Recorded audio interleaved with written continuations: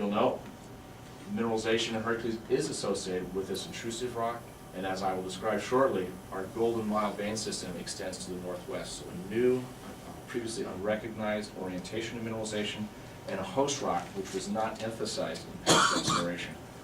The company's strategy here is very simple. We're going to leverage our success at Hercules, leverage it in terms of our resources, both monetary, both in terms of our technical team, to a major district scale exploration program. We're trying to build multi-million ounce potential in this region within our claim group. Okay, on to the Golden Mile. This is an aerial view looking at the Golden Mile vein system from the southeast to the northwest. You can see how we've exposed the vein here by stripping. This is a distance in excess of 2 kilometers. The system remains open both to the northwest and to the southeast. Our geophysical data suggests there should be a continuation of these structures. Throughout this distance, the vein is rather continuous. It averages about 2 meters wide. There's frequent visible gold and accompanying sulfide mineralization throughout. It's important to note that the original exposure of the Golden Mile system is this little outcrop back here in the corner. When we first became involved in the Hercules area in mid-2006, we were actually focused on a group of veins which lie to the north or right-hand side of this slide. In fact, just about 1.5 kilometers up this access road you see here. And Steve was in charge of this program. He went in there, was doing the mapping, doing the sampling, and eventually drilling this in the fall of 2006 and had some very good results which spurred us to continue exploration. But one thing everyone noticed and the geologic team focused upon was that along this road and elsewhere in the property there were additional veins exposed. We realized those had to be prospected and examined as well. By about July of 2007, the prospecting teams got to this outcrop, saw the visible gold there, said, wow, this is very unusual, we don't usually see this much gold on the surface, and simply began stripping back the vein, eventually stripping it back for a distance of over 2 kilometers. In several instances in this area, here, and as well as in the central Golden Mile, there's rather abundant visible gold. That was all the geochemical information we needed to recognize that we needed to change our focus to this area from the northern vein system. This is what it looks like on the surface. There's Steve and myself standing on top of a rather wide section of the vein. And you can see why it was not prospected in the past. There's about 1.5 meters of till cover, along with extensive vegetation, completely obscuring the outcrop. It was only when the geologic team went and stripped back the vein that we could actually expose this and take a look at it and realize the magnitude of our discovery. Our initial channel sampling, of course, was quite encouraging, an example of which is this yellow line crossing the slide, where this channel cut was almost 12 meters, averaging about 33 grams. Certainly very exciting. As we were able to proceed with the program, and Steve did additional channel sampling off in this northwest direction, we continued to cut very significant widths and grades of gold mineralization. At this point, it was very obvious that we had something in hand that was significant, and we began planning our initial drilling program. Another view, this time we're looking back to the southeast, of the Golden Mile vein system. Again, you can see the cover and the vegetative cover as well. When the channel sampling program was done, we found that we had nearly a 400-meter length of Golden Mile vein. It was about 3.8 meters wide, but averaged 20.2 grams per ton. Certainly a very impressive width, very good grade.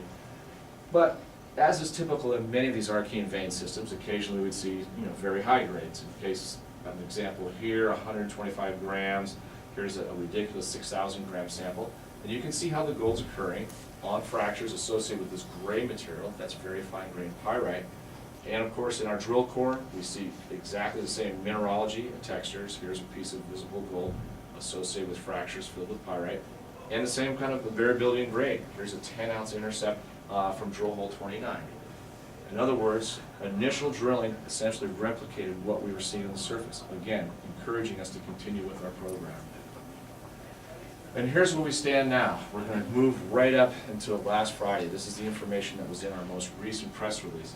This is an inclined long section of the Golden Mile vein. So what you're seeing here, the perspective is you're essentially looking at a vein that will be dipping, but looking at it head on. Each one of these lines represents where a drill hole cuts this section. And so you're seeing the individual drill intercepts that define mineralization here in the Golden Mile. The blue colors represent those intercepts that are between 5 to 10 gram meters, green 10 to 20 gram meters, magenta 20 to 50, and red greater than 50. What is a gram meter? It's simply you take a drill hole intercept and you multiply its width times its grade to get a grade thickness number. We use a cutoff of 1 gram to calculate this. The reason why is if you just simply look at grade, you may have a very narrow interval that may be very high grade, but it may only represent 10 or 20 centimeters. By averaging it over its total thickness, you're essentially normalizing it back to 1 meter, and it gives you an excellent idea of how strong the system is, how intense the gold mineralization is. These areas of greater than 10 gram meters average about 24 gram meter in value. Now, to put that in perspective, that's a fairly high grade, and that also, incidentally, uses cut samples. We've cut all the high grades back to 100 grams, so we're not seeing a spike caused by an unusual intercept in one of our drill holes. Each of these blocks is 50 meters on a side, so you can see we've now found extensive gold mineralization over an almost 800 meter long section of the Golden Mile. Our recent drilling program had 2 objectives in the Central Golden Mile. One was to verify continuity in this area, but another was to start the process of drilling deeper underneath this to see if we could find the structure at depth, and we were successful. Both of these drill holes are gold mineralized, they both pierce the structure, and we're using them essentially to map this area. The earlier drilling was driven by or guided by the high-grade samples of the surface. Now that we're 300 meters below the surface, it's the drill holes themselves, the individual intercepts, which guide the further drilling. So this is a much more methodical and time-consuming process to be working down in this area than it is in the shallow portion of the system. What we're doing now is adding more drill holes to this area to develop a picture of what's going on here. The interesting thing is, though, the hit ratio we see in the drilling here is phenomenal from an arcane vein system. Normally, in a mining environment such as at Red Lake or at Val-d'Or, you see anywhere between 1 in 5 to 1 in 10 drill holes hit mineralization. The rest merely pierce the structure. You can see here the vast majority of our drill holes, over 80%, hit significant mineralization, and even these drill holes up here, which aren't colored, they hit gold mineralization. We have yet to drill a truly dead drill hole. So we're seeing very strong mineralization, very widespread, with an excellent hit ratio. For comparison, this is a long section, the same type of section as we saw previously, only through Red Lake. And you can see how extensive mineralization is here. These gray areas represent stoped areas, or areas where mining's already taken place. They've already pulled out the material. And then down here at depth, this was a diagram of the early on with the new deep Red Lake zone was discovered. This is the 7 million ounce discovery at depth. A couple things to notice here. One, these dark lines here, each of those are 2,000 feet apart, or about 650 meters apart. So you can see by the time you're getting down here, you're nearly 2,000 meters below the surface. This is the kind of vertical range these systems have. For comparison, we're up here drilling just in this little part up here. We have a lot more exploration to do. Conversely, there's a lot of exploration potential in these types of systems. The other thing to note is how these blocks that were mined are distributed. You can see initially there was a large mineralization here, and then it kind of made a jog off in this direction. And you can see one of the problems they may have had as they started drilling below this and got into this area and there was no mineralization. That's one of the keys to figuring out the deep Red Lake system. These things move around, they migrate, and you have to use the drill rig to explore for how they change in direction. You can see here it's initially dipping this way, then vertically, then over this direction, and indeed it comes back here. You have to be aware that these things change in terms of their plunge as you explore. What does it look like in core? Just like we saw on the surface in those other photographs. Little bands of pyrite, here's some nice visible gold. This is of course a very high grade intercept.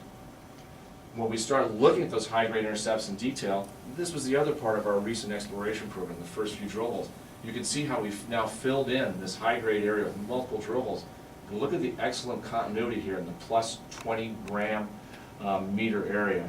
This gives us confidence that when we do hit these high grades, they're consistent, we can follow them from drill hole to drill hole, and it's an important characteristic of the system. When we find these high grade chutes that are surrounded by these envelopes of significant plus 5 gram material, we know that this will be an important contributor to resource ounces. Another view of a good intercept. Here we're looking at nearly 3.6 meters of mineralization. Notice the character of the vein, very distinct from the granitic wall rocks and accompanying gabbro.